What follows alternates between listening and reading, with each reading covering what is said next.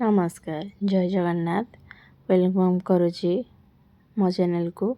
आज बनैबा कंचा कदली चोपारे पतुआ। से मु प्रथम कदली को काटिक ता चोपा को नहीं जाइथिली।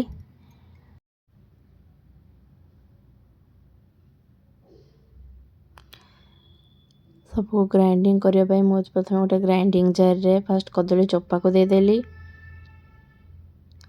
तापर किछि रसुण 4-5 कोली रसुण, तापर से किछि पियाज,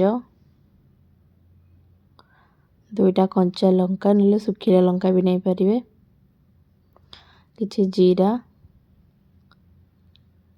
आ किछि सोरिष को मैं ऐड करने थिली आ टिके पानी देगी मु तार पर गोटे फाइन पेस्ट बनै नै थिली। देखि पारथुए केमते गोटे फाइन पेस्ट मोर हो जाइछि। तापरे मो पतुआ बनैबा पई 2टी आलू, गोटे बिलाती आ गोटे पियाज को नहीं जाइथिली। आलू को मु पूरा सरू सरू करके काटी नहीं थिली।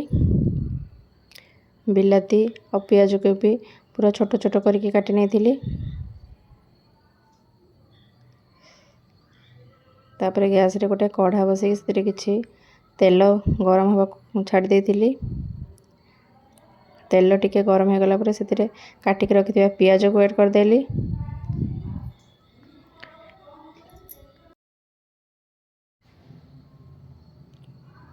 पियाज भल भाव में भाजी हो गला पर काटिक रखिथिबा आलू को से दे देली।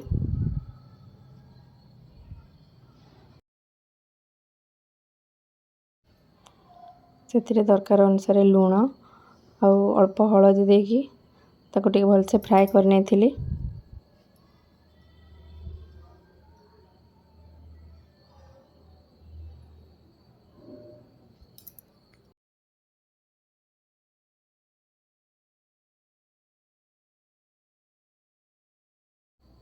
आलू भल से फ्राए हो गला परे से मैं टमाटो को ऐड करने थिली।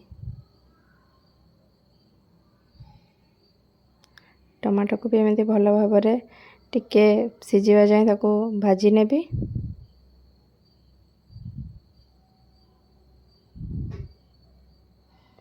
तापरे मु बनै के रखिथिबा पेस्ट को से दे दउची। तापरे ताको पूरा मिक्स करी नेबी, सब को भल भाव में मिक्स कर देबी।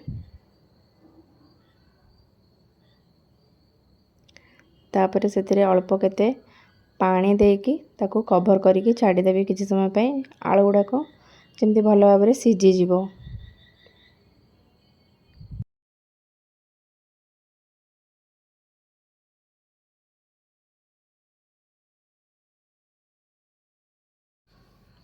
एबे आलू पूरा भल से सिझी जाइछि। एबे देखि पारथुए पतुआ पूरा रेडी हो जाइथिला हमर।